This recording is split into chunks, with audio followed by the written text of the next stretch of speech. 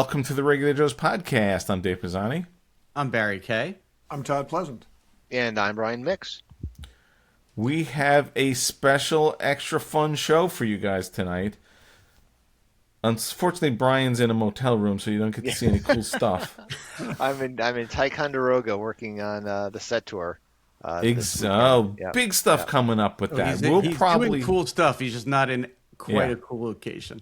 And we'll do another show in a couple weeks about that, because there's a lot of fun stuff coming up with Ticonderoga and the shuttle that we talked about. There's a lot of awesome stuff coming up, so we'll talk about that soon. But so Brian, that's the food replicator you've been working on over your shoulder there? There it is. That's you know what it does? It takes these little hard things and turns them into popcorn. It's amazing.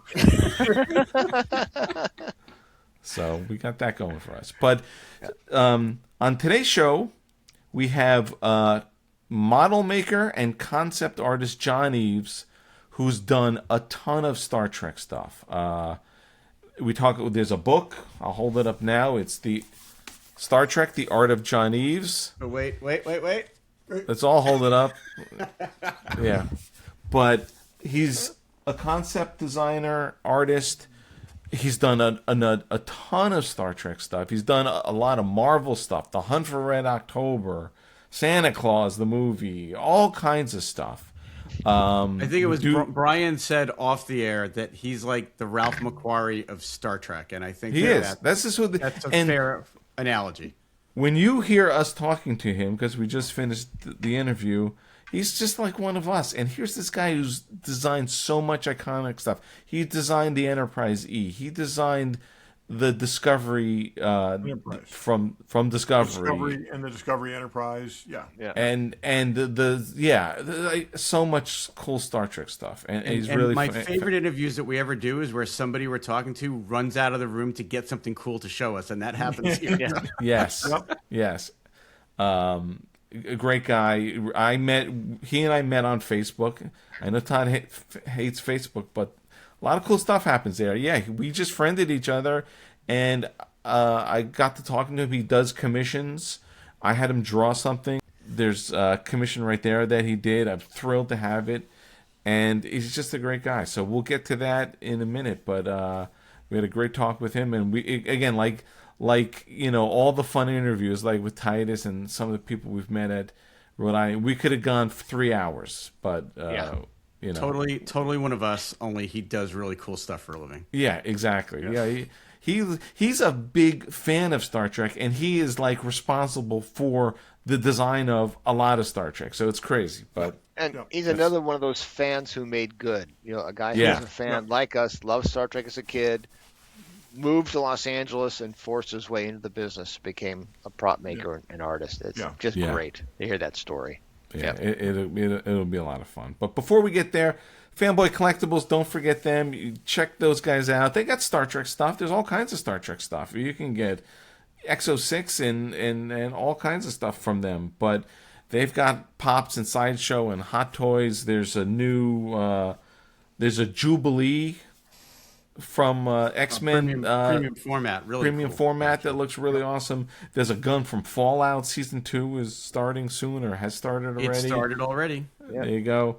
But anything you need. There's crazy gingerbread men with knives in their stomachs. It's awesome. I don't know what that's about, but somebody wants that stuff. I know it. There are statues. Someone wants that.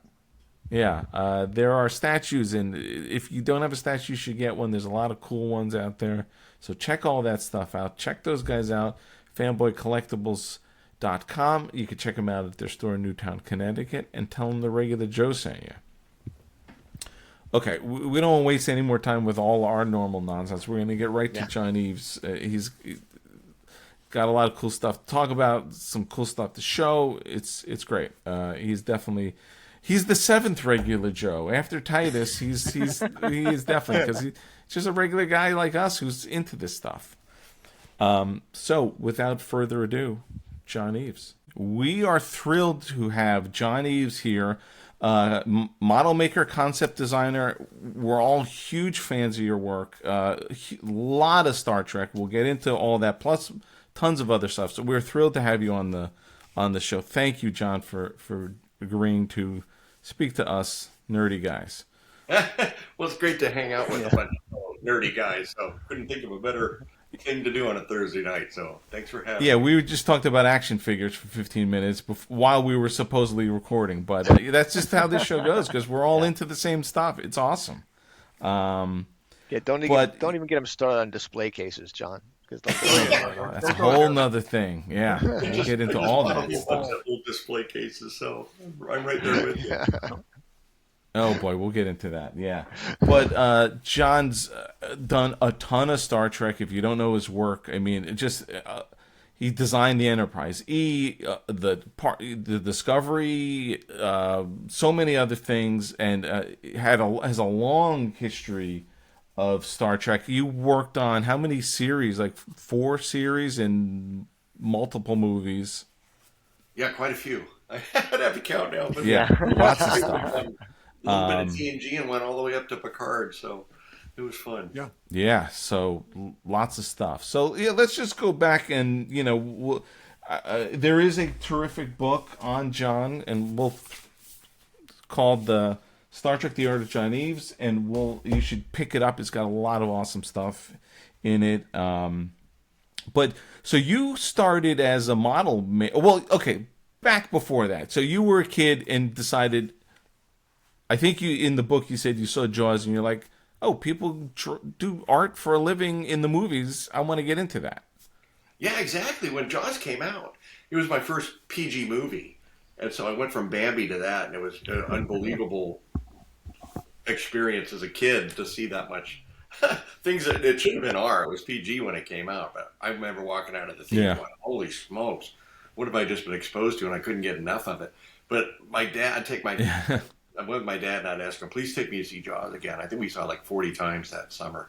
But a book came out, The Making of Jaws, a little paperback book. And another one came out at the same time called The Jaws Log. And my dad got me those 2 books. And inside they had a lot of Joe Alves art and the mechanical shark. And I was just in awe by that stuff. And I go, that's what I want to do when I grow up, work in the movies and draw this cool stuff. And it was a great thing, those 2 little books. Couldn't believe how much information was in there. You look at it now, it's only like 4 pictures, but as a kid, that was just loaded with stuff. And when I first saw it, I thought we had gone to SeaWorld, and I thought, I thought they had trained a shark like a killer whale. Yeah. To perform. And I never for a second thought it was fake, except the one scene where it jumps on the boat. And even back then, it kind of looked, that's kind of a funky thing for a shark to do. But that was a long time ago. But certainly shaped my career as a little 13-year-old kid. Did you draw a lot before then? Were you a kid who was always drawing, or always artistic that way, or? Yeah, I loved drawing pictures, and back in the day, it was the Irwin Allen days when I was growing up. So every year, in the '60s, would have a new show. Would have Time Tunnel one year, then Land of the Giants, and then Lost in Space, and it just continued. And we didn't have Twilight Zone in Phoenix, but we had Outer Limits and Chiller and Thriller and all of those shows. I just couldn't get enough of them. But the sci-fi stuff, I would just draw that all day long, airplanes and sci-fi stuff. And I think the Land of the Giant ship got more drawings done of it than anything back in those days. But yeah, I always loved to draw that stuff. Oh, that's great. And then, so I think you went to college and took taking art classes and stuff, and sort of, how did you get from because a lot of us, I was the same. I saw Star Wars and I'm like, I want to be a movie director. It didn't work out for me, but how did you make the transition from I want to do this to actually doing it? I mean, at least in the start. Well, when I started college in '80 and Empire Strikes Back came out, the last month of school, my senior year, and I just go, I've got to get a way to get into this. This is so amazing. And at that point, that's right when all the art of books for Star Wars started coming out. You had the Joe Johnston sketchbooks, and so you had this fabulous education in front of you how these guys draw this stuff. And I don't remember when Art of Star Wars came out. It was really close to Empire, though. They came out pretty close together, year-wise, if I'm not mistaken. But you learn all the people's names that do everything, what they do, like Michael Pangrazio doing the matte paintings, and Ralph McQuarrie doing the concept art stuff. So you learn these names, and then you think, well, how do you find these companies? Well, obviously, Lucasfilm was San Francisco, but back in the day, you'd call, it wasn't 911, it was 411, it was information. And you could call San Francisco and go, I'm looking for a company called Industrial Light and Magic. And if it's in San Francisco, they'll give you a number. But it wasn't. It's Marin County. And so if you're weren't specific back then, you couldn't find anything. And about that time, Cinefex came out. And they would do articles. And I remember the first one came out and said, it was, I think it was issue number 2, and it was talking about the motion picture with John Dykstra doing the Star Trek stuff. And it was a tiny article at the back when The Empire Strikes Back, double issues. And it said Apogee of Van Nuys, California. And I go, hot dog. So I called the information again and got Apogee's number. And I started doing the same with Boss Films and all that. I just pounded my resumes and silly portfolios and stuff and sent them to them for years and years. And it finally paid off one day. But I didn't think it was going to happen. It took 5 years. But that is like, I think that's every kid's it's a story dream. You actually hear from there's a couple of people who I've heard tell a similar story that was their dream, and they just kept calling and eventually got somebody who would talk to them and then invited them over, and and that's I can't even imagine that now. Locations, so I remember I went to film school in New York, and I had a professor who's like, you want to work on those movies, go out to San Francisco and offer to sweep the floors at ILM. And then I'm like, oh, but I don't want to leave my girlfriend, and that's why I went into advertising, and you followed your dream. So congratulations. I wish I had done that. I always think, I'm like, I should have just slept in my truck and worked for free there. But it didn't happen. Well, it's funny happy it because happened for you. I have the same feeling as you on it, but then I also think about my dream at that point wasn't to work in movies; it was to work in recording studios, and I ended up getting a job in one and sweeping the floors, and it was great, but I couldn't afford to pay my bills, so I eventually transitioned out of that too. But that's sort of the lifestyle you have to commit to. I'm glad it worked out for you. Yes, me too. Well, so I think I remember from the book because you didn't have anyone telling you how to do it, and I remember reading. It was the summer of '85, and Spielberg had all his stuff going on. He had what did he have going on? He had the Amazing Stories show was getting ready to come out. He'd just formed Amblin a year or so before, and he was a Phoenix kid. He grew up in Phoenix, like I did, and I remember reading that somewhere that in the early days you'd sneak on Universal backlot and made a fake office and roam around and get to know people. And I thought, well, he might appreciate that. So I made a portfolio and I jumped the Universal fence kind of the same way. Went to the gate, said I have a delivery for Amblin. And they let me in, which I couldn't believe. And I drove back there and stuck my portfolio in. And I got a letter back. And it said, we don't have an actual production department here, but thanks for sending your portfolio in. And he goes, if you don't mind us saying, you'll never get into Hollywood if you live out of state. You need to move to California. And I think it was like 2 days later, I made a big jump and drove out there. And I started telling everybody at all the effects houses that I lived there now. And I went to Apogee first. And they go, you do? Well, we need someone to paint latex in that dinosaur mold outside. No one wants to go outside. It's too hot. But you're from Phoenix, so you can handle it.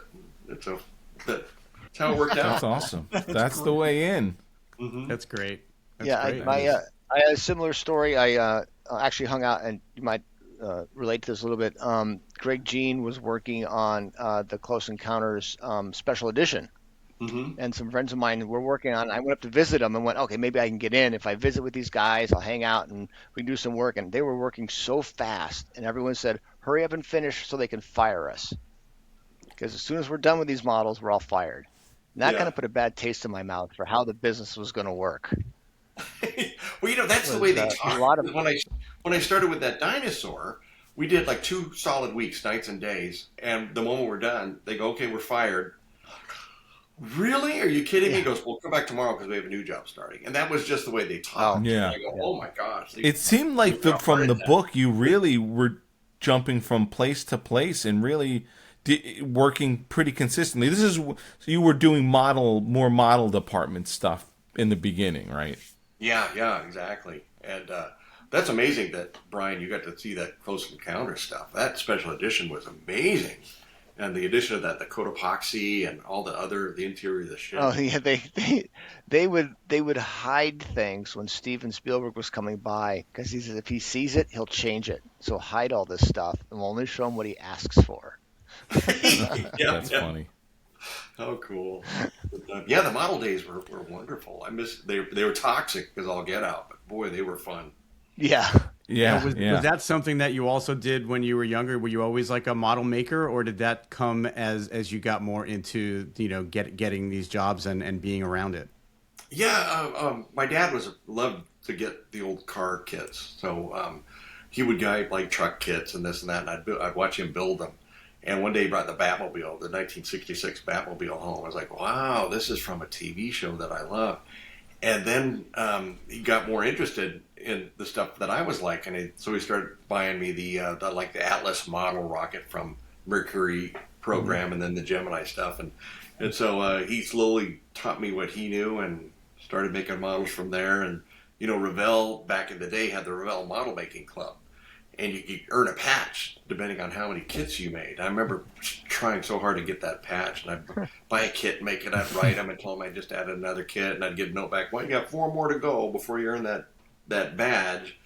And so, you kind of had that goal as a kid to make as many models as you could. But that was a great time. Definitely a different era, but those model kits were so cool back in the day, and definitely helped in the future. Barry's our resident model maker. Yeah, well, it's funny. I mean, I built models as a kid, but then totally lost it till about maybe 10 years ago. I got back into it, and now it's my, the thing that keeps me from killing people is what I always tell my wife. Nice.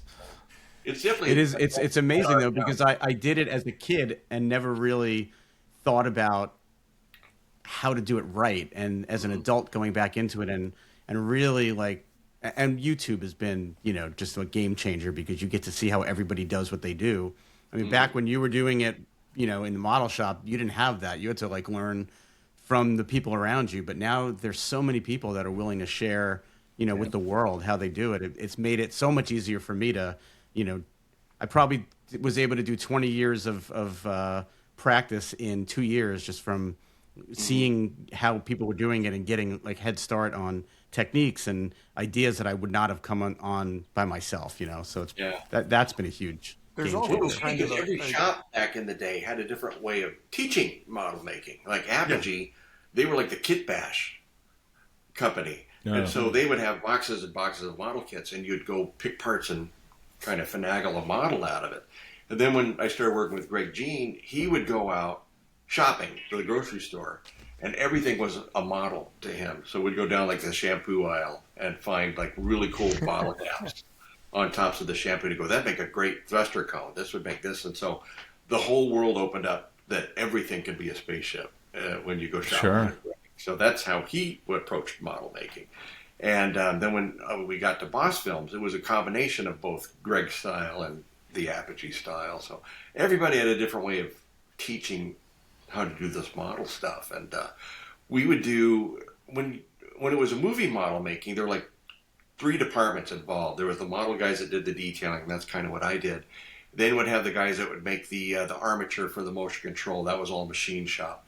And so they would do that first, and then we'd have another guy come in that did all the electrical. So he would rig any gearing that we had or the lights and the wiring. So it was this great big collaboration of all these departments to make these simple models. And you'd look at them and you go, that's a cool model, but it's a model.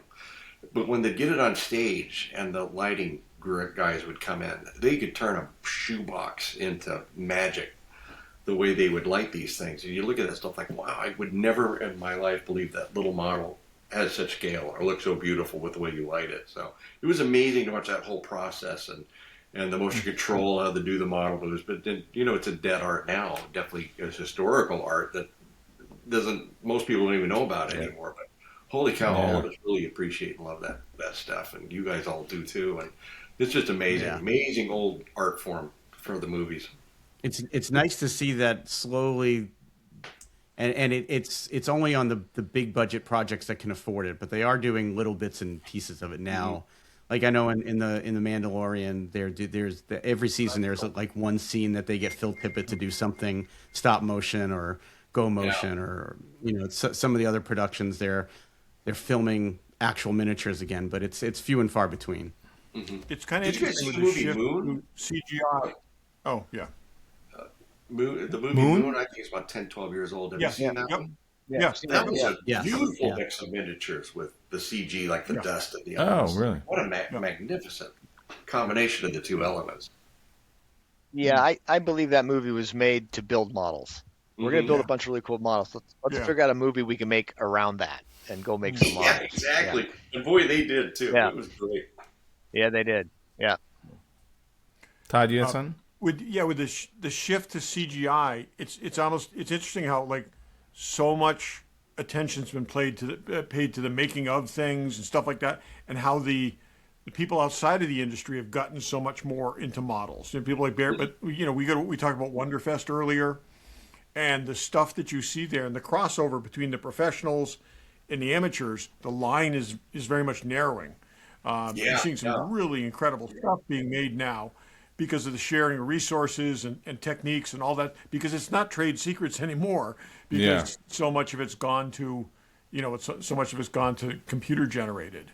And well, it's also nice to see that a lot of the guys that worked on that stuff back in the 70s and in the 80s are joining these Facebook groups now, and they're coming to Wonderfest and they're sharing stuff. Yeah, they're sharing their knowledge and experience with people too. Yeah, Martin Bauer does that a lot. The gentleman from England that did the Space 1999 and Alien and stuff. He really shares a lot of great insights on his website. Yep. Oh, that's awesome. Now you were an artist, but you kind of got your foot in through the model departments. Was that a normal thing, or does that happen to other people? Like, or you have to be sort of artistic to be able to make models? How it seems like an interesting progression. I wanted to do both, actually. I was pushing the art department stuff in my portfolio, and I had met Grant McEwen at Apogee. He was the lead model guy, and he came to Phoenix one time and did a seminar there. And I talked to him after, and I go, me and about 45 other guys go, how do you get into the movie industry? And, he goes, I'll tell you all at once. He goes, just try hard. And that's all I can say. And everyone's like, but no, what do you do? What do you do? And he kind of walked away from that. And so I started researching him a little bit more, and I thought I should put a model in my portfolio, because I would go see him at Apogee a lot. Whenever I did something new in the portfolio, I'd take it out. One day I put a model in there, and he goes, oh, you make models too? That strikes my interest. I might keep you in my thinking for future stuff. And that was before I got that letter and moved to California. But he was cool. He he didn't really share a lot of information like that. He wanted you to find your way in. That's what my theory is on what he was doing back then. And so when I got in, he goes, I knew you'd make it sooner or later. And he took on like a wonderful father role to me. He showed me everything that he knew how to do, and it hooked me up with other model makers in the room. Pete Gerard was one of them. He was like the master at sculpting stuff. And so he would set me up to work with these different people. And within the first year, I think I learned everything about model making. And then from there on, it was just trying to finesse that art that you had just been introduced to. And there was no limit to it back in the day. Like I said, it was the most toxic thing in the world, because fiberglass and Bondo and all this stuff that it wears away at you pretty quickly. At the end of the day, you're exhausted just from the fumes of stuff. But and nobody was wearing respirators back then, right? Well, we always wore the respirators, but we did a seminar when we were working at Stan Winston's. The 3M guy came out. He holds up the respirator. He goes, how many of you guys use this? And half of us raise our hand. And he goes, I'm sorry, these are useless in all your environments, because the filters clog in 30 seconds and you're just laboring to breathe. So you're getting more exposed than the guy smoking a cigarette on the side with the chopper gun, because he can get fresh air once in a while. But so after that, I quit doing fire. You got to have the right cartridges and stuff. Yeah, geez. That's so funny. Most of that stuff you need funny, actual tragic, to have oxygen pumped to you to get it cleared out, especially with fiberglass. Yeah. My dad used to sell industrial safety equipment. That's what his job was. He was and we had all that stuff. I would make Super 8 movies, and we'd use it all the masks and stuff as like space suits and stuff. But That's funny. never really thought to wear the right thing painting. I was working at Greg Jean's late one night, and he made us work late because he wanted to experiment with Bondo and fiberglass mixed. He wanted to try something new. So we waited till all the businesses went away, and he opens the cans and mixes it. We're all like already queasy from the smell. And we had one respirator to share. So everyone would hold it, take a couple breaths, pass it like the old boys at the bottom of the sea. It's like sharing scuba diving. Buddy breathing, air. yeah. It did no good, but buddy breathing. That's right. But you couldn't wait for your turn. So I have to ask. I mean, you worked with Greg. Were you aware of how prolific of a collector he was even back then, or? I didn't know he was a collector. I mean, we all know how big. Yeah. I didn't know until I started working for him. I had read about him in Starlog for a decade before I met him. And when I started working there, I walked into a shop. We were starting on Star Trek V. I had worked with him at Apogee for a month on a project. He goes, I'm doing Star Trek. Come on over. And so Grant goes, yeah, go work with Greg for a while. So I went over there, and he had to go to meetings at Paramount all day. And so I walk in his shop, and it's a disaster. I mean, it looks like it exploded. There's stuff everywhere. But you walk around and go, there's the robot from Lost in Space, and there's the dome from Robbie. And I thought, well, I'll clean the shop for him. So I cleaned the whole shop, and I'm lifting up stuff, and underneath it I found the chariot from Lost in Space. And all this amazing stuff was buried under piles of things. And so the whole shop was spotless and clean, and he came in to work about 9 that night, and he looks around and he goes, what happened to all the stuff? And I go, I cleaned up for you so we can have a fresh start tomorrow. And he goes, where is it all? I go, it's in the dumpster. So we went and he tipped over the dumpster, and we brought literally everything back in. So his shop, the way he functioned, was a very messy shop. And to work at Greg's, you had to pass the test, which was make your own desk, which was basically a trash can with a piece of wood on top. Wow. And that was your desk at Greg's shop. But every single thing he knew where it was. And if it was a pile of dust, it dusted away. There's people like that who it's just chaos that they know. Yeah, and then he had a back room full of all this really cool stuff, like the silent running domes and a 2001 spacesuit back there. And he had the most amazing stuff. And later, after I was done working with him, and I got the art department, I would go to dinner often. I would always meet at his house, and then I really got to see his super collections. But he liked a little bit of everything, not just the stuff that everyone's aware of, but he collected these little teeny tiny recognition aircraft models, like you'd see in the war movies. Oh yeah, someone was telling us about that. He must have had, I'd say 10,000 is a small number, because when we were helping clean up his home, we found boxes he hadn't even opened yet. But they're like stuff from the first day of aircraft all the way up to probably 5 years ago. It's amazing, these little scale models that he had. And like I said, they were just, you'd find them everywhere.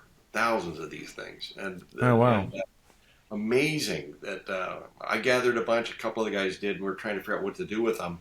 And the Pima Air Museum has a great interest in it. So we're thinking about making a Greg Jean wall of all those planes to display down there. Oh, great. Well, That great. story may have been in the catalog for the auction for his stuff. I've heard that before. I don't remember where. I wonder if it was in. It was in. Maybe that's where I read it. In I still have the. I mean that is like a coffee table book. The auction catalog from Heritage on his amazing collection. Obviously it's such a shame that he went so young, but he was something else. I mean I think we all bought something from that auction. Yeah, and he loved everything, it's a shame. and he loved sharing it. So he introduced me to Comic-Con, to all kinds of weird foreign foods across LA. I mean, that guy had a fandom of absolutely everything, and it was fun that he would share that with everybody that worked with him. So good times. So you mentioned Star Trek V. That was the first Star Trek property you worked on? Mm-hmm. Yeah, and we were, Greg was doing the models.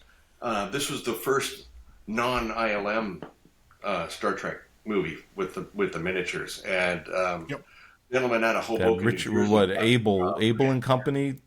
Yeah, Brand Farron was. I lived in Hoboken. So you knew it. I lived in Hoboken when they were making that, and I broke into, sort of like you did. I went with my resume because I was a camera assistant. I'm like, I know I'll give it a short story. I knew they were filming this effects for Star Trek V in Hoboken, and I lived in Hoboken. Mm-hmm. I didn't know where it was, so I called Kodak, because Kodak supplied film to everybody back then. That was the only thing there was. And I said, "Oh, I'm calling from, I don't remember the name of the company, and we didn't get our order of film. Do you have the right address?" And they're like, "Well, we have, 52 Washington Street." "Oh yeah, okay, that's fine." So I went to 52 Washington Street, and there was the Enterprise that now I know you built, and I'm like, "Wow, there's the Enterprise." I just walked in, and they're like, "What are you doing here?" I'm like, "I want a job," and they kicked me out, but I was able to see the Enterprise, and now full circle that you guys built.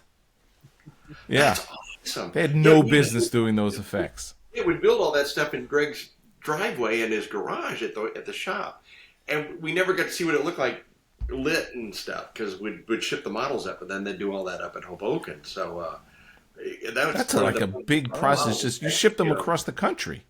Mm-hmm. Yeah. And the shuttle bay was huge. The one for the shuttle crashing in, I don't know what scale that was. Oh, it was just on yesterday. I watched it while I was eating lunch. Mm-hmm. And huge models. That's funny. So that got you into the world of Star Trek. Did it? And then what? You worked on some Deep Space Nine was next, I think, or. Working with Greg, he did all the stuff on the side. So while we were doing Star Trek V, we'd do TNG stuff at the same time. Like they would call up and they go, "Hey, we need a revamp of Andy Probert's shuttle. We need something to make it different." And so we'd get that model and would refurbish it a little bit. And that was ongoing through all the jobs we did, even after Star Trek V, when we were doing Hunt for Red October. We'd still get the same calls. "Hey, we need Klingon ship, or we need this or that. What can you kit bash out of what you got?" And we'd finish Red October, then go over to Star Trek models. So. Wow! So you were doing Star Trek stuff while you're doing other stuff, and. Mm-hmm. And that's great. He just loved to do it, and he would never. Most of the time, he would never charge. He would just go and his deal was he'd keep the models in the end, which was a great deal. Oh wow! And so we'd then film it, and the box would come back later with his models, and it's like, "This is great, Greg." And so that's kind of how he was able to keep that whole Star Trek collection, but because of that setup that he paid for, he could keep it. That's interesting. So you were doing models, and sometimes art department stuff, or. How did you transition from model making into the illustrations and the art department? It was mostly with Grant. If they had an art job come up for the model shop, he'd assign it to me. Like we were doing a lot of commercials at Apogee in the 80s. And they would call up and they go, "We need to make this miniature, this and the other thing, but we need to storyboard it." So Grant would go, "Well, we got an artist here that could do that." So I started doing the commercial storyboards. And it was the end of I started in the summer of 85, and about April of 86, they got a call to do miniatures for a space show called Night Flyers. And they wound up not doing it. Fantasy 2 got it, but they needed someone to design all the ships and stuff. And so Grant recommended me for it, so I went and did, that was my first art department, was on this show called Night Flyers. And after that, Grant would have me do all kinds of art stuff, like design this or design that. We need a landing gear for this, and then Greg would do the same thing. We need someone to draw this or that or the other thing. And then I was working with, who was I working on? I think it was Greg again, and I had to design a base for some models for Herman Zimmerman, the designer on Deep Space. And he sent me a note, goes, "Oh, you could draw some stuff. I have an opening if you want to come work on Generations with us." And so that transition of doing both models and art went all the way till about 94, and then they had an opening in Deep Space Nine, and I moved permanently into the art department from there, with models on the side. Sequest was one of my first big giant art departments, but they would have me make models too, which was fun. I'd draw something. They go, "Hey, can you make a model of that?" And so I'd go home and make a model of all the Jim Lemus props and things. So it was fun. It was a really fun crossover. But that was my first like big studio art department. It was Sequest, and I didn't know the rules of working on a studio. So I'd make a model, I'd set it up on the stage they were going to use and paint it. In the morning, there'd be like all these notes. Who in the world was painting a model in the stage that's not a union painter? And so all of this crossover stuff happened. We're like, I have to be completely re-educated on what I can and can't do on a studio. So I had no idea there was that many different labor groups that did different things. In the model shop, we just did it all. And so sure. Yeah,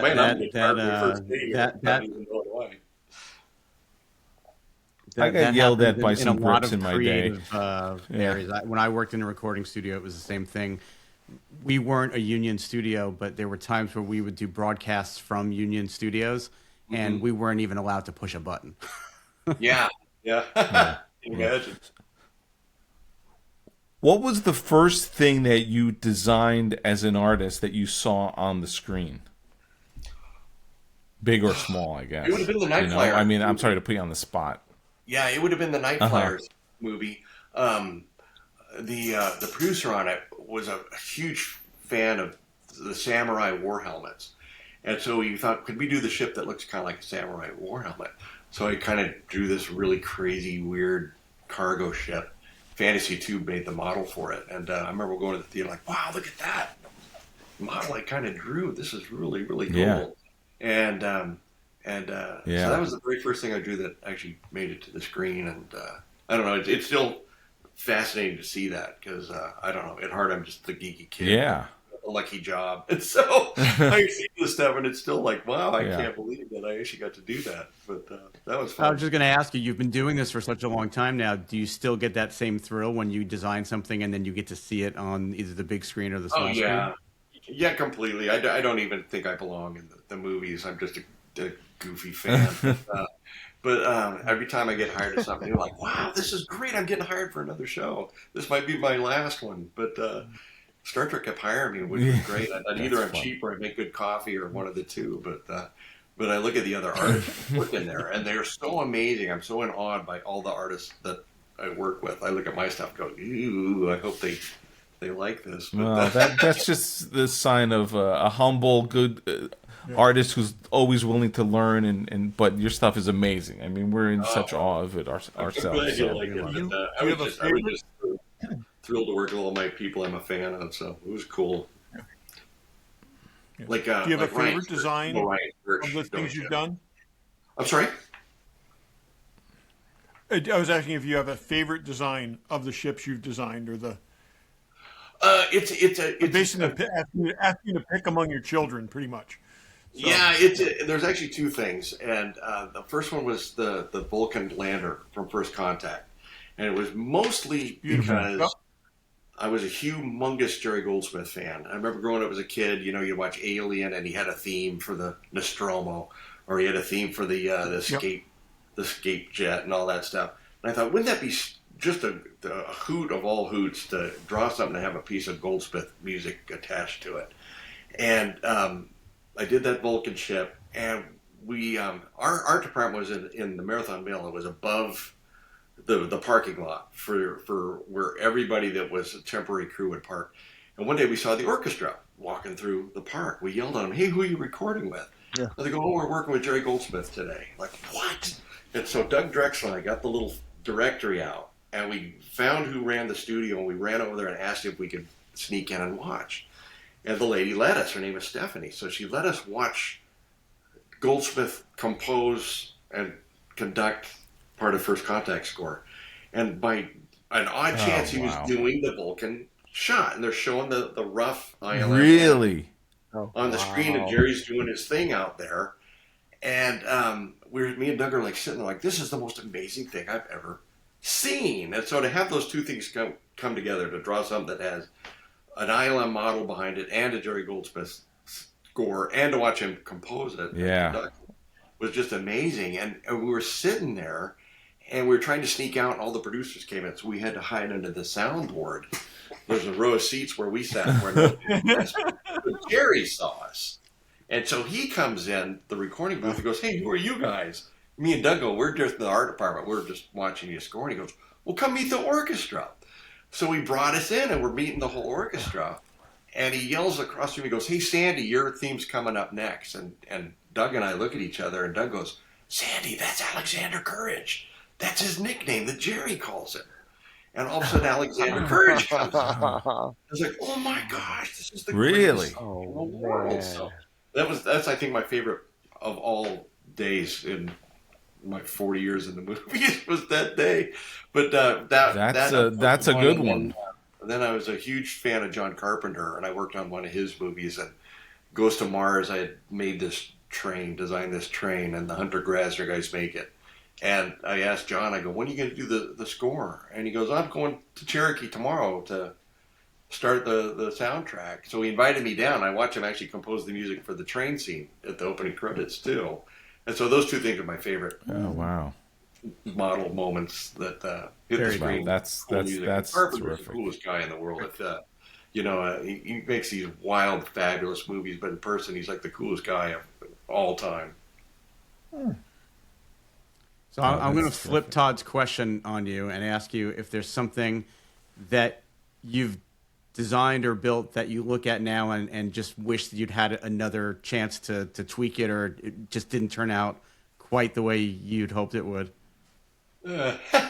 This horrible ship called the Zheng He in the first season of Picard, that one's top of the list. I would like to just erase that. and there's so many of that ship. Oh my that gosh. scene where you see that. It was funny because apparently every Starfleet ship is that model. Yeah. Oh, it was crazy how that happened, because we were done with the show. We're all sitting at home waiting for the break, and our production designer Todd Ternowski calls. I goes, "What ships do you have? We need something. What have you drawn that's a reject?" And I go, "Well, I got this thing I did for Star Trek Online ages ago." He goes, "Okay, flesh it out real fast." And so I did, sent it off, and never heard anything about it. And then we're watching the show, and then that Zheng He pops up on the screen times 10 billion. And I'm going, "Oh no! If I would have known, I would have spent some more time on it." I thought it was for a background. That's so funny. And it was just like, oh my gosh, that's the ugliest thing in the world. One thing from Picard that I really did like that you worked on was the redesign of the Romulan, the classic Romulan ship. Mm-hmm. That was fun. You had a hand in that, right? Okay. Yeah, I've always loved that ship. And that was the show. I'm the starship nerd, and so it's like, but seeing that ship back, even for the one quick scene, it was just terrific, and mm-hmm. I love that. Yeah, so that was fun, and that's what was fun about Enterprise, is because you'd watch those scripts, waiting to see what old Jeffrey ship you're going to get to kind of retroize in style a little bit. And when the Romulan came up and the Tholian, and like, this is the greatest days ever to rework these things and put a little kind of prehistory design to them. I also appreciated that in the doomed ships in Discovery, the fleet that essentially got wiped out, but seeing all the cues to the Enterprise era that were in those, like the deflector dishes and the things like that, and the shapes of the nacelles, you could see that heritage from that earlier age in all those ships that were lost early on in Discovery. I love some of those designs. I love the Shenzhou. I love the Clark. I love all the catamaran designs. I don't know if that was one of your, whether you like that or not, but I love those designs, and yeah, it was terrific. That was a hard. Again, Go ahead. I'm sorry, I interrupt you. No, I was just gonna say I'm kind of a starship nerd, so I love seeing all those different designs, and then they just all got destroyed. they were just all gone. Well, it was funny, immediately gone. So Brian Fuller was our showrunner on the show, and he had some very, very specific rules that he wanted us to follow for these ships. The first rule was no round nacelles, which was really difficult because that's the era they would have been round nacelles. Yeah. And so he liked For flat sure. immensely. So everything, I think I drew way into the hundreds of idea concepts. And he would choose all the flat ones. He liked the really flat profile. And so when we were finished the artwork and they're going to CG, the art department going to CG, we go, we got to find out a way to explain this massive architectural departure from what we know. And I pitched it with Todd. I go, what do you say we make this up to be like an experimental phase for starship design, like the days at Edwards Air Force Base, where the goal was to reach the faster Mach speeds, and all the companies are participating in competition with different ideas of aircraft. I always say we're doing the same thing with these starships. And he thought that was a cool idea, so we ran with it. We started, the writers were going to name the ships, but we thought, let's name the classes of the ships. So we named them all after pioneers of aviation and space flight. That so was awesome. That was just great. And a lot of, yeah, so that was really great fun. And we named one after Robert Cardenas. And he was the pilot that dropped Chuck Yeager for the X-1 flight. So we named the ship the Yeager and the class is Robert Cardenas. And I get a call one day when the Eagle ship came out, and it was his agent. And he goes, hey, we just want you to know that Mr. Cardenas is extremely excited that he's mentioned in Star Trek. And I thought he had passed away. And so I hooked up a meeting and actually got to go meet him. And he was like the coolest guy in the world. He, like I said, he did the drop of Yeager's X-1, but he also was the one that flew the Flying Wing in all the movies we love, like Henry Limpet and War of the Worlds. He's the pilot that's flying that Flying Wing in all of those movies. And so he was really a cool guy. He passed away. Passed away at 102 years old just a couple of years ago. But the little Eagle ship. I took it to his house, and he had all these fantastic displays like we have of all our geeky stuff, of real aviation stuff. So he had all the planes that he flew and desktop models and stuff. And so he goes up and he parts these two jets and puts the little Cardenas class model. And that was really cool. He calls his wife, come check this out. I got a starship. And it was one of those really, really fun moments that I got to share that with him. So Did you get one that was a Jaeger, or because there's some out there supposedly, but because they renamed it to Burin because that was the captain.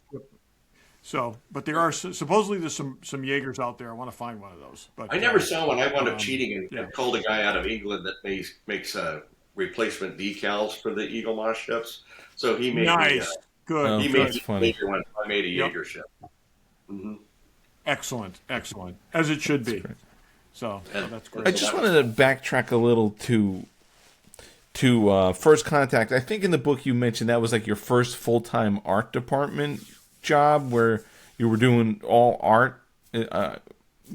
But curious, like how many people would be in an art department for a movie like that? Was that like a ton of people, or because you seem to really do a lot of work from what we saw from the book? How many different things you designed? Well, it was a different world back then. Star Trek was very small on productions and budgets, so whoever was on a TV show would split their time onto the movies. And they weren't big budget things, and they could save a lot of money by splitting those departments. And so I was Deep Space Nine and part of the day, and then First Contact and the rest of the day, just depending on how you could juggle that in there. But back in the day, I was the concept artist. We had 2 set designers from Deep Space Nine that would double duty, and then Hermod would bring in a couple of other set designers specifically for First Contact. Mike and Denise Akuda would split the graphics between the 2 shows, the movie and the show. Sure. But it was a very tiny art department. I wound up doing props, just a little bit of everything. And ILM would fill in the gaps like Alex Yeager. He was their ILM artist. So he did all the fleet ships. His duty was to design Starfleet ships that didn't look like an Enterprise for the battle. And he made some magnificent ships for that. that. And so we were kind of the two art guys that would split. And sometimes we'd have the same jobs and not know it. Like Herman would hire both of us, and then he'd have two to choose from. So I was working on the Board Queen while Alex was working on the Board Queen. And so later on, when we were doing the little sketchbook, we found out that we were each doing the same thing at different times at different places. But that one, Nemesis and Insurrection were all very tiny art departments. And if Herman could bring another artist in on Insurrection, we brought in Ed Natividad, who was like the most amazing artist I'd ever seen. And then when we did Digital Main with Nemesis, they had brought in another artist up there. And David Negron was the artist on that. Just amazing to get a couple other artists in. But it was rare on those shows because of the budget was so small. But because I was reading about it, and I'm like, you get assigned to design basically the Enterprise E, and I would be like, aren't artists like fighting? No, I want to do the new Enterprise. I would think, but I mean, what a I didn't realize that's just a small department. It was nonchalant too, the way he brought it up. Herman was looking at some Deep Space Nine drawings on my desk, and he goes, and he walks away, he turns and goes, "Oh, by the way, you have to start a new Enterprise for the new movie." I'm like, what are you talking about? Me? Why do you want me to do that? That's amazing. Yeah, I go, I can hardly draw But cartoons. growing up in the 60s and being a fan of all that must have been amazing, though, to get that assignment, right? Like, intimidating maybe, but still amazing. Yeah, and so it was exciting and scary all at the same time. Did they give you a lot of direction, or did they let you just come up with concepts and go from there? They kind of let me run with it, and I learned something on that I didn't know. And so I was tagging off Andy Probert's Enterprise D with the short nacelles and all that stuff. So that's where I started.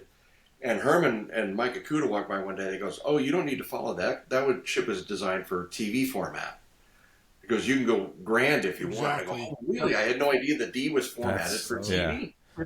And so from that day on, then I versus and the script really so sums up the difference with those ships. I was never a huge fan of the D, but when I saw the E, it's just this majestic long ship, and I'm like, it's a widescreen Enterprise, and it's it takes full advantage of that.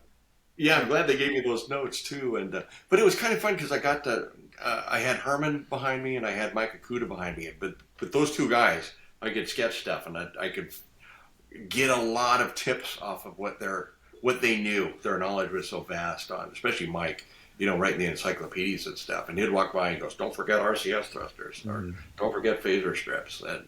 And so all this stuff that was new to my vocabulary, he filled in the gaps for me. And then working with ILM at the same time was really even more fun because the E was the last actual big motion control model built for Star Trek.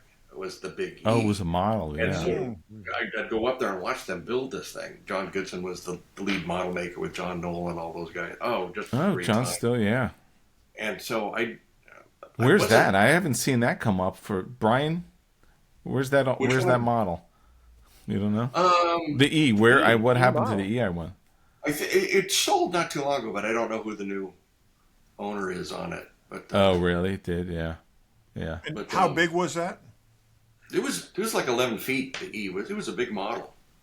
And really, wow! Oh my gosh! Big model. And it was pretty fun because they were racing to get this thing built, and they were having trouble because they were trying a clear resin with platinum molds, and the clear parts were coming out gummy, and they were running out of time because they had to build this thing for a shooting schedule. They couldn't change that date. They had to have it done, and they're fighting with this stuff. And I went up there right in the middle of this mess. They're trying to get these gummy parts to come out, and John Goodson was like, "Oh my gosh, I got to get this going!" And at the same time, they're doing the Borg sphere and the Borg cube next to it. And I looked at that cube and I go, "Boy, it sure looks like the Death Star, doesn't it?" And he goes, "Oh my gosh!" He goes, "I want to put a jar out," because they were also gearing up for Phantom Menace. And they were giving a lot of tours, so everyone that walked through the model shop goes, "Oh, is that going to be the new Death Star for Phantom Menace?" Like, no. And so he wanted to put a jar out. He'd get collected dime from every time somebody asked. But No, to watch those guys. You want to know? Seeing the movie then never dawned on me because you see it come out of something else and it's not quite a sphere, and it never really dawned on me to think Death Star. Yeah. Well, it does look like a Death Star with its skin gone when you think about all the the greeblings and stuff on it. So I can see where somebody would see that, as a proto Death Star. Yeah. It was funny because when we got that note in the script, it says there's the Borg cube and out of it comes the Borg sphere. Like, oh no, how are you going to make something that doesn't look like a Death Star? And there were so many round ships at that time. You had the round ship from Starman, and there was another round ship like that. Can't remember what it was called, but I had just purchased that big Star Wars Chronicles book, and I took it to one of our effects guys, and I go, do you think maybe we could choose a different shape instead of a sphere just because it's such a popular sci-fi shape? And he goes, what are you talking about, popular sci-fi shape? And I opened the book and I showed him a big picture of the Death Star. He's looking at it, and he looks at me, he goes, what's this from? I go, this is from Star Wars. And he goes, no one will remember that. So, apparently he didn't watch sci-fi movies. He wasn't one of us. So I walked away and told everyone that story. And we wanted to make a shirt that said no one would remember this, but we didn't get it. Yeah, that's hilarious. I did my best to make it not look like a Death Star, but it sure looks like one, no matter what. It doesn't. Yeah. Mm-hmm. What's your favorite Star Trek movie? My favorite movie? The motion picture in Star Trek 2 reign the highest, I have to say. But, with those new director editions of the motion picture coming out, it gets better and better with every version. Darren Document. Yeah, Todd doesn't like the motion picture. I'm not a motion picture fan. That last version that just came out, beautiful, solidified the ship is glorious. Star Trek's not great to me. It's not great. Yeah, and then of course number 2. That was like, I think, brilliant. Two is the best, but my close second is First Contact. I love First Contact. We love First Contact, and we met Jonathan Frakes not that long ago. We were talking to him about it, but I mean that's why the E is special to me. But First Contact is start to finish a perfect movie. It's just it's really terrific. Mm-hmm. And Frakes was perfect for the director role of that. And having Michael Moore as one of the writers, amazing. You just couldn't go wrong. And then having Brandon Braga a part of all that, they were really on the ball with that movie. And from start to finish, the costumes, I mean everything, every department, just shined greatly in that one. And beautiful stuff, fun show. I'm the rare guy that actually really likes Generations, but I will say First Contact was really the pinnacle of next gen movie. Yeah. Well, you know what was fun about the motion picture? Oh, go ahead. I'm sorry. I was going to ask you if you still build models for fun. I do. I still build stuff. So, and a lot of stuff mostly for vendors, the Star Trek vendors and stuff, and. The last big one I did was I heard they wanted to make it was Chronicle Collectibles. They were going to make the Ajax from Flash Gordon, so I called and begged, please let me make your master for you, and they let me do it, which was really really fun. And but about 15 years ago, I went back to the old Apogee, which was called Grant McEwen's shop at the time, and they had the Nostromo in there. And I walk up and go, "What is the Nostromo doing in here?" And they go, you know what that is? And another group of people that work in the movie industry but don't know these movies. And they go, how do you know what that is? I go, it's from Alien. It's like the greatest bottle in the world. And they go, yeah, we're restoring it. It sat outside in Bob Burns' backyard, uncovered for 15, 20 years. I go, oh man, can I help you with it? And they go, no, we're it's small budget. We can't do it. And I go, oh crap, and went away. And then 4 or 5 months later, they called, we're stuck on another show. Can you come in and help on the Nostromo? So that was like a dream come true. Oh, wow. That monster, and it was too. It's big as a car. Just humongous, monstrous model with all this beautiful detail work. So that was my favorite. I think my favorite of all the models I've done in a long time was that one. The hardest thing was, though, because of the internet now, everyone knows what model kits they used for everything, and they become so expensive. So all the 18-wheeler tanker truck models they use for the details on that are out of reach financially. If you wanted to buy that truck kit, you spent your whole budget on the restoration to get it. So we had to find other things that were similar to make. I'm in some of those Facebook groups, and there are guys that are building X-wing kits and using all the original kit parts. And somebody just posted the other day that they broke down that they realized why ILM cast the engines back in the 70s when they were making them, because it would take 18 kits to build those engines because of the way they cut them and pieced them together. So they built masters and just cast them because that was just easier. So this guy was trying to do it with original kit parts, and he's like, nope, can't do it. It's too expensive to buy 18 of the same kit now. That are 50 years old, Yeah, exactly. When did designing go from, pencil and paper to computer? When was that transition made? Or when, for you anyway? I actually never switched. I did pencil all the way up till Picard. I actually retired. Oh, really? Wow. After we had that big strike, there was nothing to come back to, and I had 40 years. So I go, my union I asked them, and they go, wait, will we have work coming back? She goes, nah, retire, and if it picks up, you can come out of retirement. I haven't had to yet, but I drew pencil all the way up to the end. The only computer I would use was Photoshop to color things in. But so you would draw them and then scan them and then draw them in like blue pencil or black and white pencil? Yeah, the blue pencil. Here, I got one right and here. Then the world famous blue pencils. Jim Martin introduced me to these, the indigo blue pencil.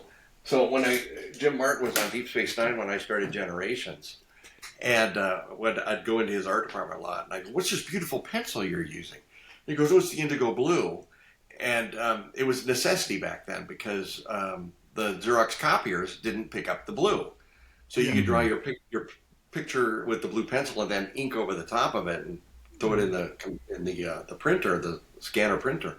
And the blue would drop away. So you'd have an ink drawing or an ink line drawing to put your marker colors on. And that's where that non-photo blue came in, but it stuck. It's my favorite pencil ever since to use. But, oh, that's great. So then you'd scan that and then color it in Photoshop.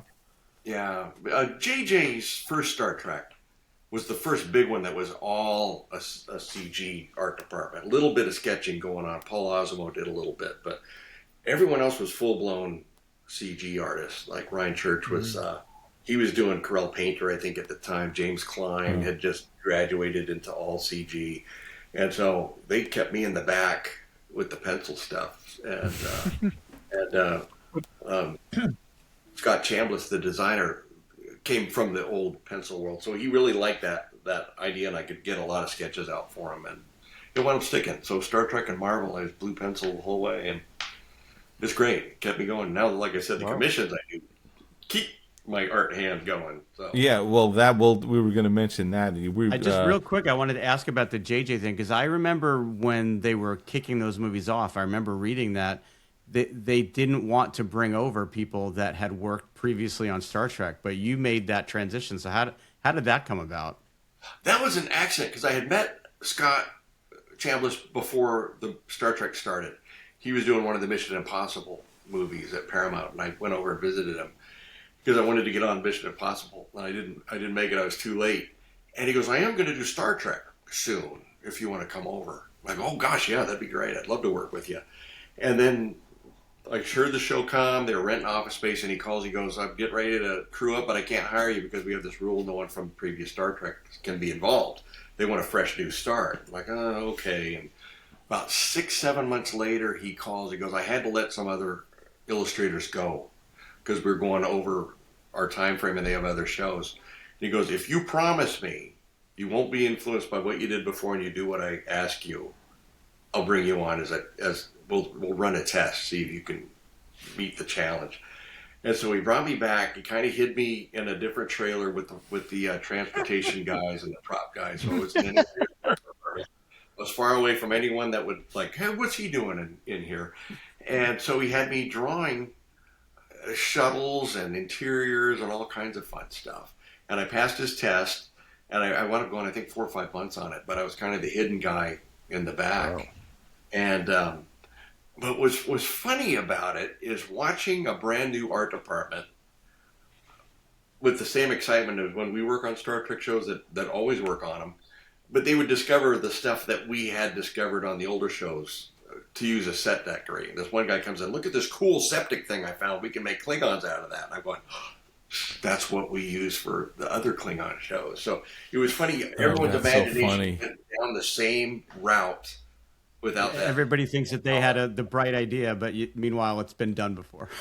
Yeah. So it was awesome. That was I was really happy and lucky I got to sneak in on that. So. And you worked on all 3 of them, right? Yeah. Mm-hmm. Wow, that's.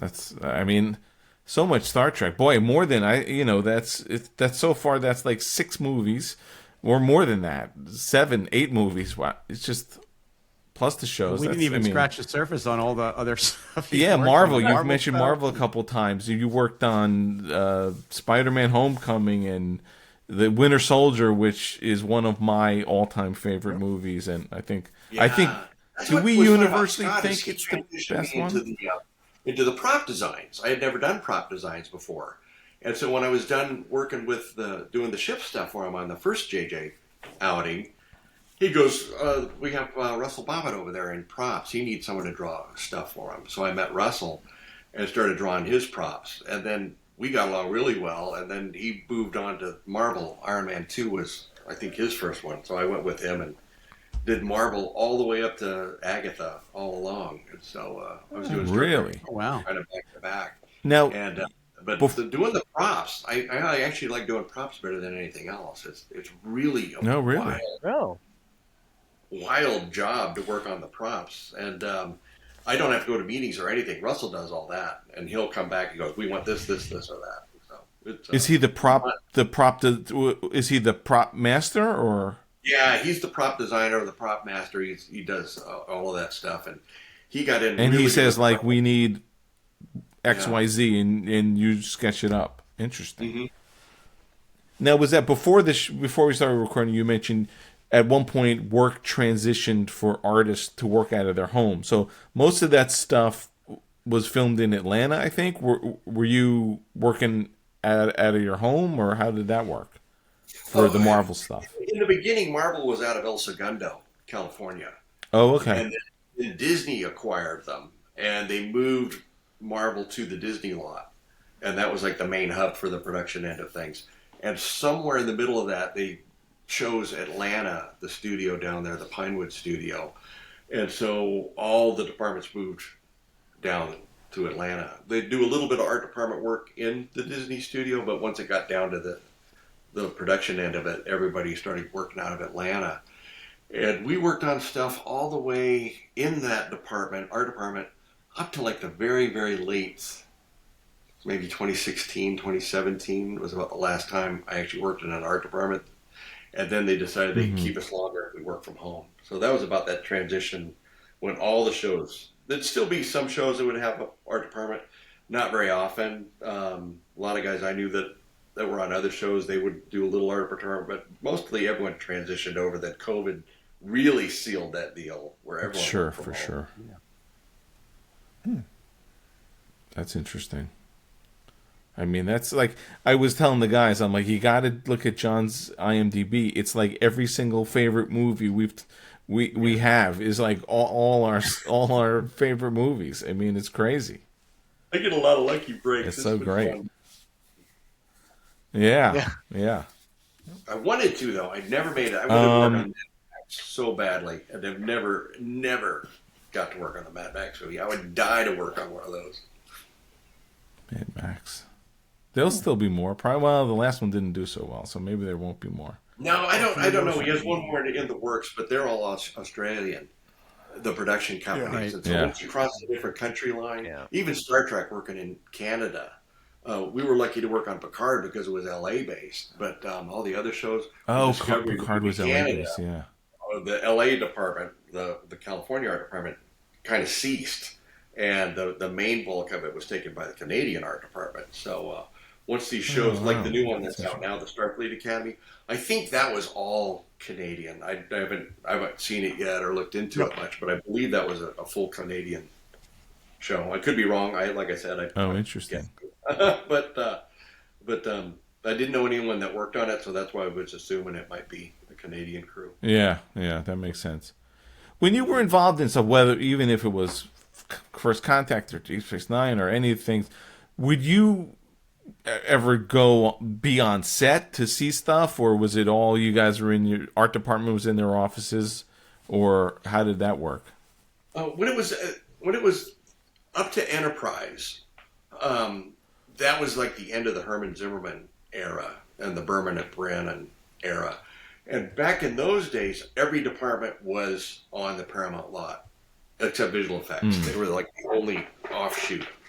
And so we would go see what costumes is doing in the afternoon, go see what set deck is doing, go talk to the writers, go to the stage. So it was like this, you could go educate yourself on everything going on and see how the sets looked and all that stuff. And back then, that's what I think. So I would go in and take pictures of the sets from day one of construction all the way up to when they were lit without the crew on them or the cast on them. I think I did that with every set on Enterprise, and you could go see all that stuff, and it was great to see your work go from a sketch to a final piece. And that's what I was wondering about Star Trek sets. Star Wars are the same. The Star Trek sets have a ceiling, and most sets don't because all the lighting and the rigging is above the walls. And to walk in a Star Trek set, I get to thinking, I go, well, from an actor's point of view, that's got to be so encompassing to finalize your character because you're in that closed environment. You're actually working in something that doesn't look like a set. It looks like you're actually on a ship or an alien vessel or a landscape or somewhere because you're surrounded by the production as opposed to it being open and you go, oh, well, there's the light guys up there. Yeah. So, especially those prequels, it was all green screen. Yeah. Yeah, I didn't realize that was that way till I started working on comedies, and you go in and it's two walls and the rest is just open set. I'm like, wow, Star Trek is really unique in that way that they had those environments. You'd walk through one door and you'd go in a corridor, and you'd turn right and you'd go to Med Bay, or you'd go this way and you're in the shuttle bay, and they're all connected. Which you don't really know that on the show because you're assuming there are different sets at different places. But most of those things were connected. And you go from one end of the ship to the other realistically, which was really something to see. Well, being a nerdy guy like we are, you have a lot of cool stuff behind you. Do you collect things? Yeah, I'm a bad collector, I have to say. There's no such thing. Oh man, I collect everything. Is there something that's your thing? I mean, a lot of us are action figure guys. I'm a original prop guy and replica props. What's like sort of some of your stuff? I got a lot of props that I collect from the shows when they would end. A lot of the panels, the sets and stuff, and a lot of once they were done with it, if graphics wouldn't go get their graphics back, they would just get destroyed. And Paramount used to store all the Star Trek sets at the Downey Studios because they had an enormous indoor covered facility. It used to be the old American aviation company, North American Aviation Company. So it was this enormous building. I'd go at lunch. I was working on a Santa Claus 3 movie there. And I'd walk through the sets at lunch. I go, wow, I remember this set, that set, that set, and they're all there. And one day they decided that they didn't want to pay the rent on it, so they had a bulldozer crew come in. They started destroying all these sets. They're hauling them in the parking lot. Oh, gosh. Destroying them. And so I called licensing up. I go, hey, do you know this is going on? They go, it's a week in advance. And I go, do you mind if I take stuff? And they go, take whatever you can salvage. So I filled my car at least 7 times over, full of oh my God, that's awesome. Wall planks and I don't have it in here. It's in my other room. But on the NX-01 bridge, on either side of the viewing screen with these 2 little doors, I went up salvaging those. Gosh, lots of stuff. piece of railing off the Wow, Voyager. that's awesome. And do you have it all like displayed somewhere, or is it just all in storage? Or how do you? When you brought up display cases, we just moved into this house about a year ago, so I'm setting up one of the rooms to be our museum, and I think I got like 8 display cases in there. I've been buying them off a marketplace. A good one comes up, and so just got the gold models from all the TNG movies in there, and so stuff slowly. Oh yeah, you sent Brian that photo. I think those are the models from like Picard's ready room. Yeah, when the first Contact ones, this, like I said, I learned from Greg Jean how to do this project. I built all the gold ships for First Contact, and I wound up keeping 2 extra ones. And back when we did the gold plating back then, it was a different process. It was kind of a magnetic process where they would charge the model with negative and the gold was positive, and it would magnetically adhere to the surface, but it wouldn't last. And they all buckled and all the gold came off. And so you'll see them on auctions every once in a while, but they look like they're a bazillion years old, and that gold just pockets and separates off. And so I got the just 2 leftovers when he breaks the case. Yes, they did yes. 5 or 6 takes, so I had a couple of the extra gold models from that. Oh, but those when are we did awesome. Insurrection, we were going to do the same thing in the ready room, make those models again. And so they asked if I could make them again. I go, yeah, but I don't want to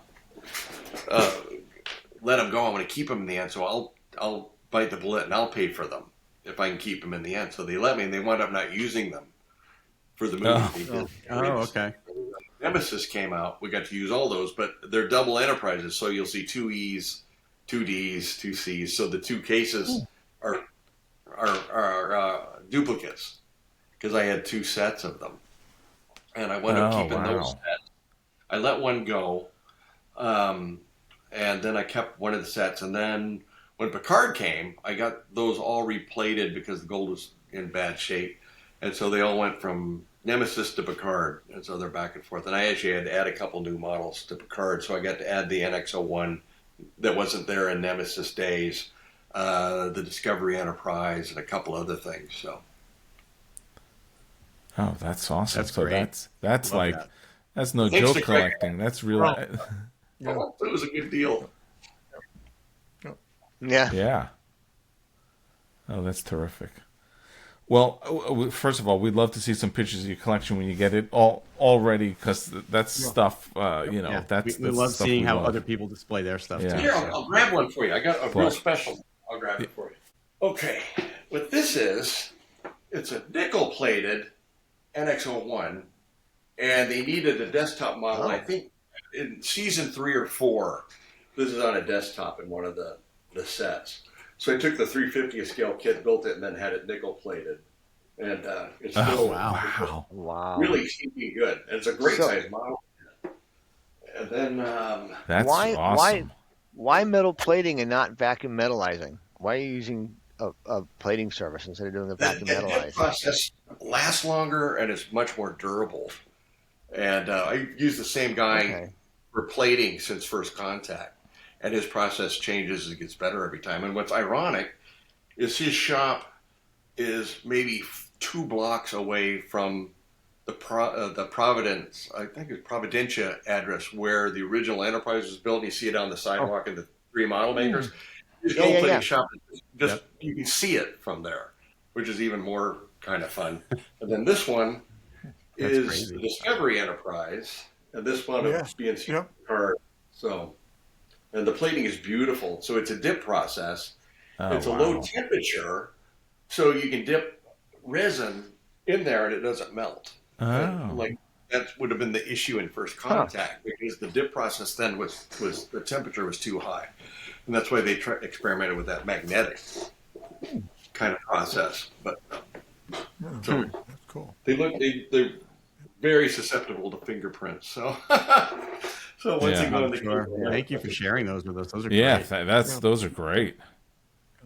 I had a last question about the Discovery Enterprise, which I love. It's awesome. Was that intimidating going back to that, to rework that design, or more exciting to have a chance to take a pass at that? It was very Jeffrey's original exciting design. because Discovery's 10 years before Captain Kirk. And so what Scott Schneider was the CG model guy. He was an actual practical model maker when I started. So he and I both made miniatures like Hunt for Red October stuff and all those old practical model makers together. And he moved on and became this unequaled CG model maker. He can make anything spectacular. And we both got to work on this Enterprise for Discovery. And so what we wanted to do is take it one step away from the Matt Jeffries Enterprise. And so we drew it where it was you'd remove things. Like there was they went to Space Dock and had a kind of a upgrading that would turn it into Kirk's Enterprise. Yep. And so we built it in a way where you take things off and it would become the Jeffries Enterprise. It was a very long process to design it that way. I'd do sketches and Scott would do the models. And it wound up turning out absolutely perfect for that transition to become the Jeffries ship. And it was a different art department back then. Like I was saying, we would design things that get approved and then they'd go away and we wouldn't see them again until they entered the show. And somewhere between what we did and what the show aired, there were some alterations that we didn't even realize had happened until we saw it. Like the struts are now angled and they look like the motion picture struts. And so it was just artistic changes that was done through the production after it left the art department. And sometimes you forget that you're just one of the steps on a ladder before it actually reaches the screen. So we had done all this work and we saw that. I go, well, did you see what I just saw? And I called Scott up. Did you see those struts? When did you change those? He goes, I didn't change those struts or the color. So I like how it turned out. It doesn't.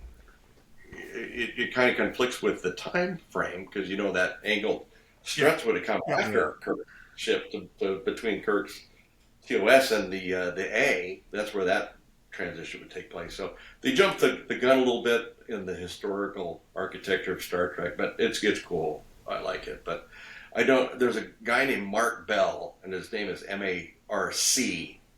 Mark Bell. He's a CG artist, and he did a CG model of the art version that we did. And if you can look him up, it's just spectacular the way it looks. And you can see all the stuff I'm talking about. You go, oh, take that off, remove this, remove that, make that smaller, and you have the Jeffrey ship. That's awesome. Great. That's awesome. Oh, well, we've been keeping you for probably longer than we should. We totally appreciate you spending this time with us.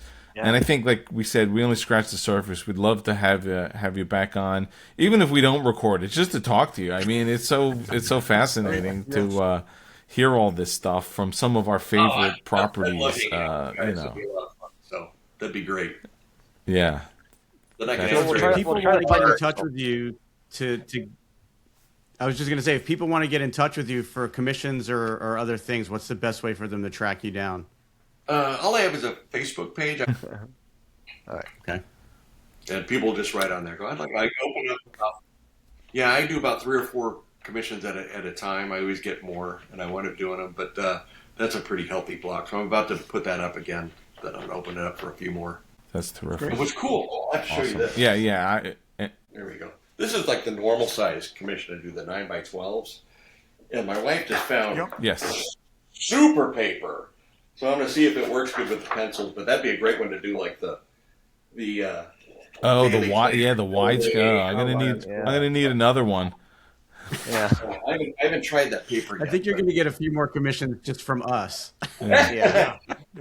Well, the trick is with the paper, the white pencil erases on here to a point. If I draw light, I can erase the construction lines and stuff. I don't know about that paper yet. I got to test it, but that's the whole. I erase when I draw, so I have to have that luxury to erase bad lines. Well, again, thank you again. Just so terrific talking to you. We love your work, and it's just been such a pleasure. So thank you so much. Yeah, we really appreciate your time. Thanks, John. Good time. I enjoyed it very much. Thank you. All right, that was great. I mean, again, we could talk to him forever. He's got so much cool stuff to talk about, cool stuff to show. Hopefully, we'll meet up with him at one of the nerdy events in the coming months. really fun guy. It's just interesting. It seems stuff. like a genuinely great guy too. Oh yeah, Yeah. terrific Yeah. For sure. Super nice guy. Great to talk Yeah. to, and yeah. So Barry, if you built one of John's models and you did an exceptional job on it, and you were really proud of it, how would you display that? Well, I would probably call From Dave's Workshop, this company I've heard of that makes displays. Have you good. heard Oh, of Barry, them? you could just text me. That's fine. All right. I never answer my phone. What might But- someone else do? Yes. How would somebody that isn't one of your closest friends get in touch with you, Dave? Yes, you can go to fromdavesworkshop.com. You can DM me on Facebook. I'm on there. On Instagram. You can email me at fromdavesworkshop.com. No, from Dave's Workshop at gmail.com. But even this Star Trek stuff, I've done tons of Star Trek stuff, so it's always fun. Anything you're working on now that you can talk about? I just started a commission with a guy. He's got a champagne bottle from a movie.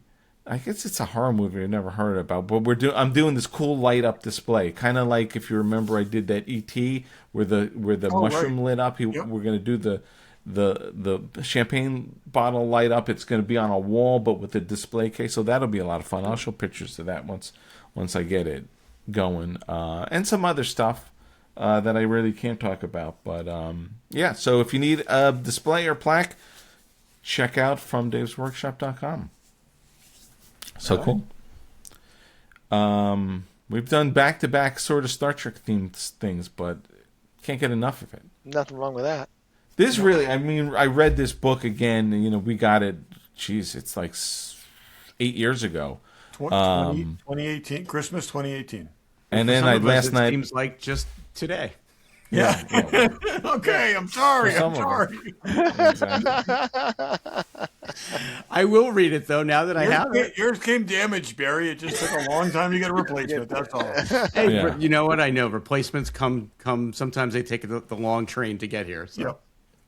I But appreciate the gift. Hey, though, Barry, you've waited longer for Hot Toys figures. Probably, yeah. Very true. But I didn't keep I've, track of how long it took to get this book. Like I do with the Hot should. Toys. I put in First Contact last night after I was going through it and reading it, and it's still such a good movie. I'm such a fan of that. And I've watched Generations a couple of days ago. I watched Star Trek V yesterday at lunch, which I text you guys. That's another story, but yeah. Nothing is going to make that movie better, Dave. I'm sorry. What about a director's cut? I was just going to say, Barry, Nope. I can remember having this conversation. There's no 8 years years ago. of editing and tweaking that will fix that. Darren Doctorman will beg to differ, I think. I know. The one thing that made that movie better was watching it with William Shatner talking about yeah. him You know making what? the movie. Hearing someone's intentions for a film does not improve it. Let's not alienate any of our I'm Star just Trek saying. friends. It's I think that's The beautiful thing about fandom is that everybody can enjoy the things that they like without Absolutely. fear of being ridiculed. That's absolutely Unlike right. Well, you guys that's who what's- ridicule me all the time for the things I like. That's true. That is true. But what's funny is, I'd say about half of the stuff I do displays for, from Dave'sWorkshop.com, there's some stuff I've never even heard of. Yeah. I mean, and people are vehemently into it. And That is it's an like, awesome and that's thing, beautiful. That's great. That's the thing is we've got our things. Other people have their things. Yeah. It's we live in a glorious age for being a nerd. And For you can be a sure. nerd on anything that you like. Yeah. So That's what's Even great. Willow. So, even Willow. even Willow. And I'm happy to make You'll a find your free people, plaque Barry. for I'm certain. for one of your Willow things. Yes, you well, can you're get, going to make a stand and a plaque for my Willow. Yeah, happy to do that, even though it's Willow. And on that note, before it gets ugly, thanks for listening and watching. Thanks for listening. Thanks for watching. Thanks for listening.